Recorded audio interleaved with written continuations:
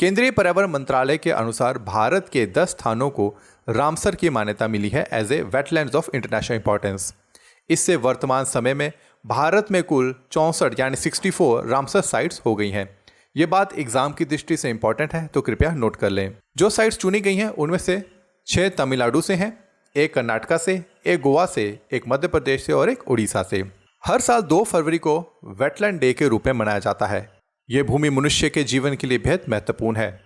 सन 1971 में इसी दिन ईरान के रामसर में वेटलैंड कन्वेंशन को अपनाया गया था, इसलिए हर वर्ष 2 फरवरी को वेटलैंड डे मनाया जाता है। इस साल 2022 में वेटलैंड डे का theme wetland action for people and nature रखी गई है। सन 2021 में इसका थीम वेटलैंड और वाटर रखी गई थी।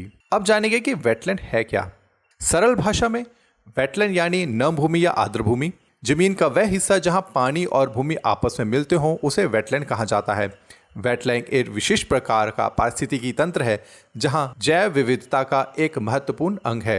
जलीय एवं स्थलीय जैव विविधताओं का मिलन स्थल होने कारण यहाँ वन्य प्राणी प्रजातियों व वनस्पतियों की प्रचुरता होने से वेटलैंड समृद्ध पारिस्थितिकी तंत्र बन जाता है। ऐसी भूमि पर वर्ष भर आंशिक या पूर्ण रूप से जल भरा रहता है। जैसा कि मैंने आपको अभी बताया कि हर साल 2 फरवरी को वेटलैंड डे मनाया जाता है, जिसका उद्देश्य उन आर्द्र क्षेत्रों पर प्रकाश डालना है जो विलुप्त होने वाले हैं। नदियां, झीलें, तालाब आदि की खराब होती स्थिति को देखते हुए 2 फरवरी 1971 में आर्द्र भूमि के संरक्षण के लिए ईरान के रामसर कन्वेंशन किया गया था। ये कन्वेंशन 1975 को लागू किया गया था। पहली बार वर्ल्ड वेटलैंड डे 2 फरवरी 1997 में मनाया गया था, जबकि भारत ने 1 फरवरी 1982 में संधि पर हस्ताक्षर किए थे। आशा करता हूं कि इतना आप समझ गए होंगे। अब महत्वपूर्ण बात, भारत का पहला वेटलैंड सन 1981 में चिलिका झील है, जो कि उड़ीसा में बंगाल की खाड़ी में स्थित है। दुनिया की पहली रामसर साइट ऑस्ट्रेलिया में स्थित कोबोर्ग प्रायद्वीप है। अब एक MCQ सवाल ले लेते हैं। भारत का सबसे बड़ा रामसर स्थल कौन सा है? चिलिका झील, लोकतक झील, हरिके झील या सुंदरबन डेल्टा? उत्तर आप कमेंट सेक्शन में दे सकते हैं। चलिए अब आगे चलते हैं। अब उन वेटलैंड्स के नाम देख लेते हैं राज्यों के साथ जिनको अभी भी रामसर की मान्यता मिली है। पहला है कोंथनकुलम बर्ड सेंचुरी यानी पक्षी अभयारण्य, जो कि तमिलनाडु में है। दूसरा है gulf of Mannar biosphere reserve, Tamil Nadu. तीसरा है वेम्बेनूर वेटलैंड्स कॉम्प्लेक्स, तमिलनाडु। चौथा है विल्लोद बर्ड सेंचुरी, तमिलनाडु। पांचवा है वेदांथंगल बर्ड सेंचुरी, तमिलनाडु। छठा है उद्या मर्थन दापुरम बर्ड सेंचुरी, तमिलनाडु। सातवां है नंदा झील, गोवा। आठवां है सतकोसिया गॉर्ज, उड़ीसा। नवां है रंगनथम्पू बर्ड सेंचुरी, कर्नाटका। और 10वां है सिरपुर वेटलैंड, मध्य प्रदेश। अब हम जान लेते हैं कि वेटलैंड्स की अहमियत यानी इंपॉर्टेंस क्या है। पहला देख लेते हैं।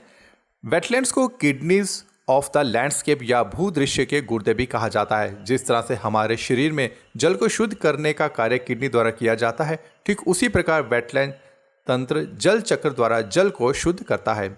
दूसरा, वेटलैंड्स को बायोलॉजिकल सुपरमार्केट भी कहा जाता है क्योंकि ये विस्तृत भोज्य जाल यानी कि फूड वेब का निर्माण करता है। तीसरा, वेटलैंड्स उपयोगी वनस्पतियां एवं औषधीय पौधे भी प्रचुर मात्रा में मिलते हैं, इसलिए ये उपयोगी वनस्पतियों एवं औषधीय पौधों के उत्पादन में महत्वपूर्ण भूमिका निभाते हैं। चौथा, वेटलैंड्स ऐसे पारिस्थितिकी तंत्र में है जो बाढ़ के दौरान जल की अधिकता को सोख लेता है। इस तरह बाढ़ का पानी झीलों एवं तालाबों में एकत्रित हो जाता है, जिससे मानवीय आवास वाले क्षेत्र जलमग्न होने से बच जाते हैं। इतना नहीं, कार्बन अवशोषण व भूजल स्तर में वृद्धि जैसे महत्वपूर्ण भूमिकाओं का निर्वहन कर वेटलैंड पर्यावरण संरक्षण में अहम योगदान देता है।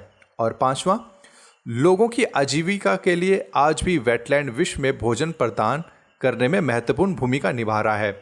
वेटलैंड के नज़दीक रहने वाले लोगों की जीविका बहुत हद तक प्रत्यक्ष या अप्रत्यक्ष रूप से इन पर निर्भर करते हैं। सो दोस्तों, मैं आशा करता हूं कि इस वीडियो में आपको बड़े ही रोचक तथ्य मिले होंगे जो एग्ज़ाम की दृष्टि से बहुत खास है। मैं आगामी वीडियो में भी बहुत ही इस तरह की महत्वपूर्ण जानकारी आपके लिए लेके आऊँगा। तब तक के लिए धन्यवाद।